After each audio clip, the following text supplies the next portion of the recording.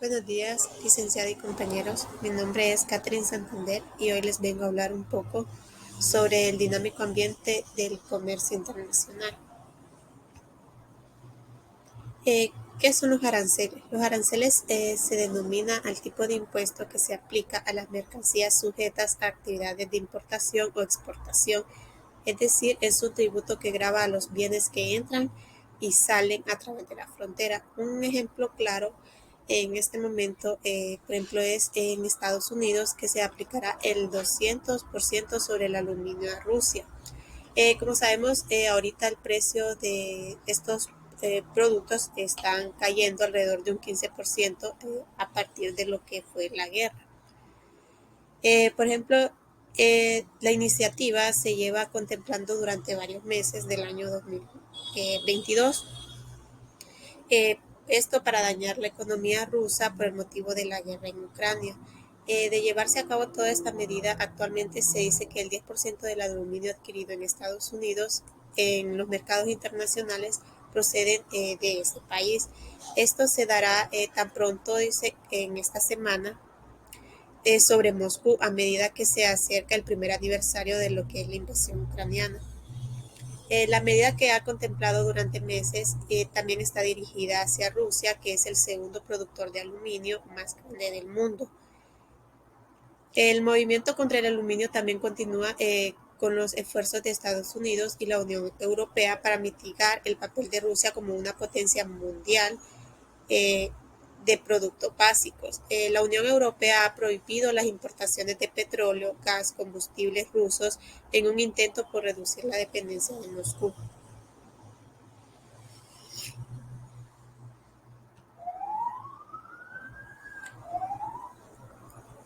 ¿Qué son las limitaciones voluntarias de exportación? La restricción de la exportación voluntaria es un límite de impuesto por el gobierno sobre la cantidad de alguna categoría de bienes que se pueden exportar a un país específico durante un periodo de tiempo. A veces se le denomina también visado de exportación. Esto surge cuando las industrias buscan un tipo de protección frente a las importaciones competidoras de países particulares. Luego, el país exportador ofrece para apaciguar al país importador y así disuadirlo de imponer barreras comerciales explícitas y menos flexibles.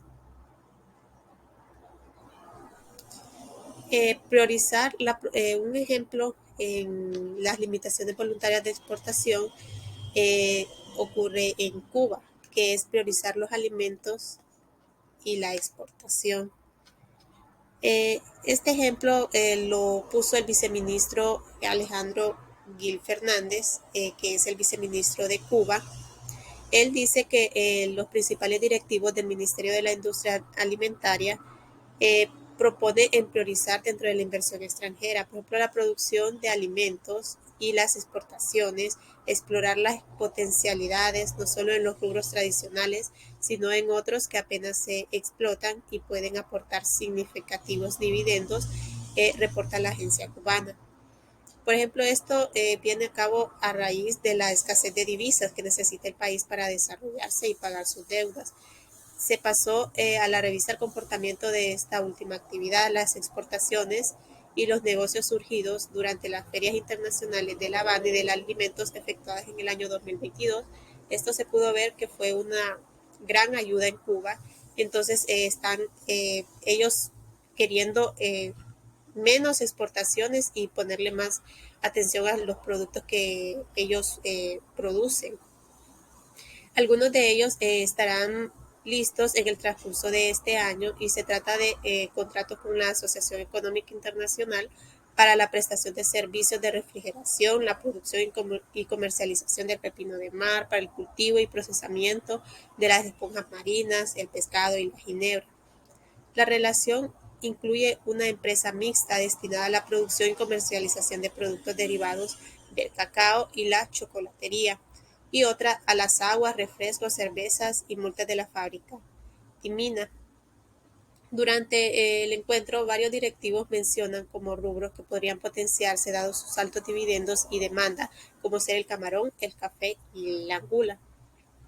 El seguimiento de todos estos acuerdos de las giras internacionales, el presidente de la República y el primer ministro, con el objetivo de potenciar las relaciones de cooperación y asesoría con los países del Caribe, también fue un tema de encuentro con respecto y habló a un grupo empresarial de la industria pesquera con la realización de cursos y de impulsos a la acuicultura.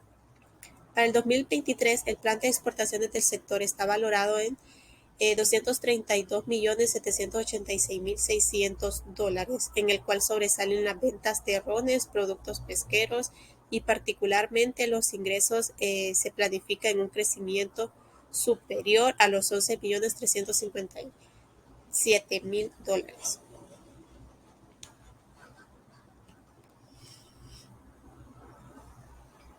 Ahora le vamos a hablar un poco sobre lo que son los boicots y los embargos. Los boicots consisten en no realizar transacciones económicas con una persona, empresa o país como medida de represalia por alguna de sus acciones. El boicot es una medida contraria al desarrollo normal del comercio y siempre afecta a terceros, no solo a quien va dirigido. Por ejemplo, si se hace un boicot contra el champán francés, se está dañando además de los fabricantes, los empleados y sus familias, a los transportistas, a los que fabrican los envases y demás proveedores, que seguramente serán ajenos al problema que originó el boicot y pagarán las consecuencias injustamente. En los embargos, actualmente significa que cualquier suspensión en una rama del comercio, como por ejemplo una prohibición sobre préstamos al extranjero o sobre las exportaciones de mercancías estratégicas a países enemigos, los embargos, por lo tanto, representan restricciones políticas al comercio internacional que tiene una motivación estratégica o militar. Su efectividad depende del poder económico del país o un grupo de países que establecen el embargo, así como los proveedores alternativos que puedan encontrar los países embargados. Un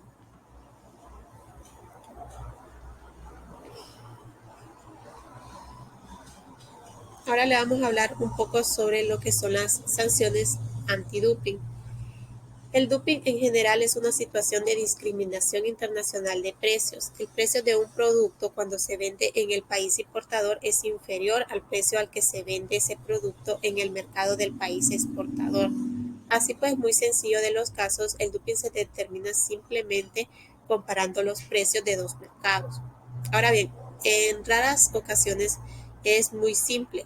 Si es que alguna vez, la mayoría de los casos es necesario emprender una serie de análisis complejos para determinar el precio apropiado en el mercado del país exportador, al que se le llama valor normal, y el precio apropiado en el mercado del país importador, al que se le llama precio de exportación. Esto todo con el fin de poder realizar una comparación adecuada. Un ejemplo sobre esto es en Colombia. En Colombia están dando cargos antidoping sobre papas fritas congeladas que violan las normas de la Organización Mundial del Comercio. Esta apelación sobre los cargos antidoping en Colombia sobre papas fritas congeladas provienen de Bélgica, Alemania y los Países Bajos. Estas sanciones violan las normas de la Organización Mundial del Comercio y restringen injustamente el acceso a las colombianas del mercado, según sentencia y firma la ejecutoriada. Esta decisión es una victoria para los productores europeos, cuyas exportaciones a Colombia de más de 20 millones de euros se vieron afectadas por los aranceles colombianos. Esto lo afirmó la Comisión Europea.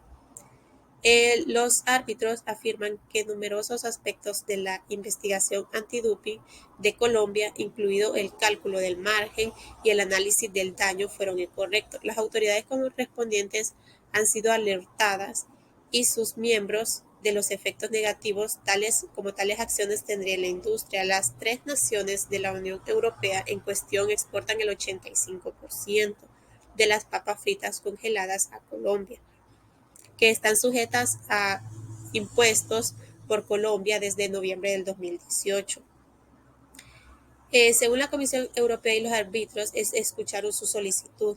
Dice, en nombre de las empresas procesadoras de papas europeas que se exportan a Colombia, agradecen sinceramente a la Comisión Europea por sus esfuerzos constantes y exhaustivos para garantizar que la investigación antidoping se lleve a cabo en pleno cumplimiento de las normas.